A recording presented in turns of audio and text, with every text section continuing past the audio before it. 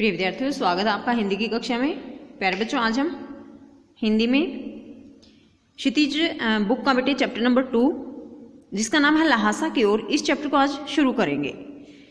सबसे पहले हम करते हैं पाठ्य पुस्तक के प्रश्न उत्तर। फर्स्ट क्वेश्चन देखो बेटे, जैसे मैंने प्रीवियस वीडियो में भी यानी फर्स्ट चैप्टर की जो वीडियो गई थी आपको जो मिली थी उसमें मैंने आपको कहा था कि जो क्वेश्चन है वो ब्लू वर्ड में लिखे हुए, इसलिए वीडियो में वो क्लियर नहीं है।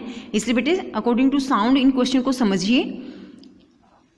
थोंगला के पहले के आखिरी गांव पहुंचने पर भीख मंगे के वेश में होने के बावजूद लेखक को ठहरने के लिए उचित स्थान मिला, जबकि दूसरी यात्रा के समय भद्रवेश भी उन्हें उचित स्थान नहीं दिला सका। क्यों? यानी बेटे क्वेश्चन ये है कि जब लेखक ने थोंगला की ल्हासा की मतलब यात्रा की जब की थी, तो वहां जैसे थोंगला के पहले के आखिरी गांव जब वो पहुंचे तो ये भिखारी के वेश में थे, तो लेखक को ना ठहरने के लिए यानी कि रहने के लिए स्थान मिल गया। लेकिन जब उसने दूसरी यात्रा की तो उसका अच्छा वेश था, फिर भी उसको रहने के लिए उचित स्थान क्यों नहीं मिला? ये क्वेश्चन है बेटे। आंसर देखो, उन्हें रहने के लिए उचित स्थान इसलिए नहीं मिला था क्योंकि वे वहां शाम के समय पहुंचे थे। यानी जब उनको भद्रवेश में रहने के लिए उचित स्थान नहीं मिला ना, तो इसका एक रीजन क्या बताया यहाँ कि वे यहाँ मतलब वहां पर शाम के समय पहुंचे। इस समय वहां के लोग छंग पीकर, छंग होता बेटे नशीला पदार्थ, छंग पीकर अपने होश आवास गंवा बैठते हैं। और शाम के समय बेटे वहां के निवासी क्या करते हैं? छंग पी लेते हैं और इससे वो अपना होश आवास खो देते हैं। उन्हें अच्छे बुरे की पहचान नहीं रहती है, उनकी मनोवृत्ति भी बदल जाती है। जैसे बेटे नशा करता है कोई व्यक्ति तो उसको पहचान नहीं होती ना कि क्या अच्छा है क्या बुरा है। उसकी सोचने की जो शक्ति है, सोचने की जो वृत्ति है वो भी चेंज हो जाती है। इसलिए उनके भद्रवेश में होने पर भी उन्हें उचित स्थान नहीं मिल सका। तो इनका मेन रीजन क्या था बेटे कि वो शाम को पहुंचे थे और शाम को वहां के निवासी छंग पीकर अपना होश आवास को बैठते थे, इसलिए ये भद्र वेश में होकर भी उचित स्थान प्राप्त नहीं कर पाए रहने के लिए। नेक्स्ट देखिए बेटे question number 2, most important question. उस समय के तिब्बत में हथियार का कानून न रहने के कारण यात्रियों को किस प्रकार का भय रहता था? यानी कि बेटे क्वेश्चन ये है, तिब्बत में हथियार का कानून नहीं था। हथियार का कानून जैसे हमारे यहाँ है भारत में, कोई भी व्यक्ति अगर पिस्तौल वगैरह लेता है तो उसको लाइसेंस बनवाना पड़ता है, ठीक है, वो होता है हथियार का कानून। लेकिन तिब्बत में हथियार का कानून नहीं था, तो इसके कारण यात्रियों को किस प्रकार का डर रहता था?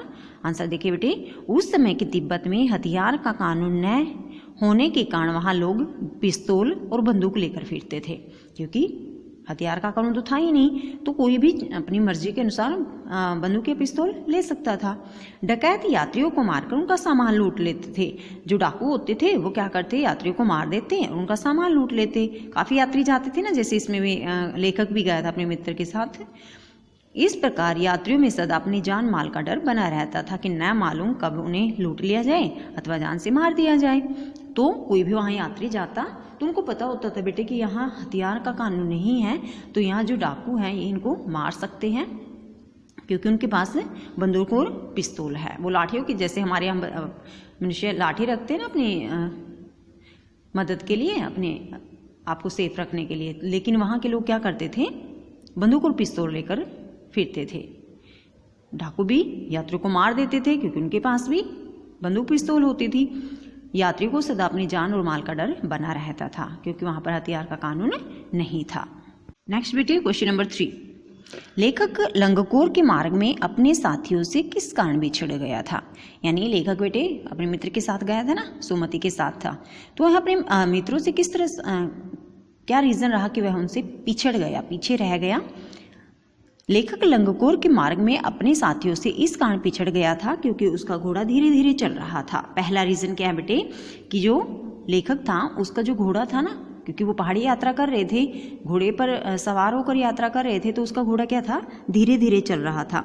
जब वह घोड़े को जोर देने लगता तो उसका घोड़ा और अधिक सुस्त हो जाता था। जोर होने का अर्थ है बेटे जैसे पशु अगर धीरे से चलता है तो उसको थोड़ा सा धमकाते हैं, डंडा वगैरह लगाते हैं उसको, तो ऐसा किया जब लेखक ने तो क्या होता?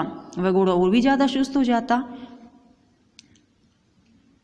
तो पहला रीजन तो ये याद रखना बेटे कि लेखक का घोड़ा धीरे धीरे चल रहा था और वह जब उसको जोर देने लगता तो वो और अधिक सुस्त हो जाता। दूसरा रीजन यहाँ से है, जहाँ दो रास्ते फूट रहे थे वहां से वह बाएं रास्ते पर मील 1.5 मील चला गया, तो उसे पता चला कि वह गलत रास्ते पर जा रहा है। तो बेटे एक ऐसा रास्ता आया जहाँ दो रास्ते फूट रहे थे, ठीक है।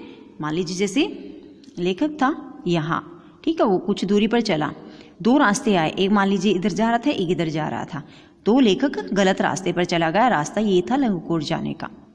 तो जहाँ से दो रास्ते फूट रहे थे वहाँ वह बाएं रास्ते पर 1.5 मील की दूरी पर चला गया वो।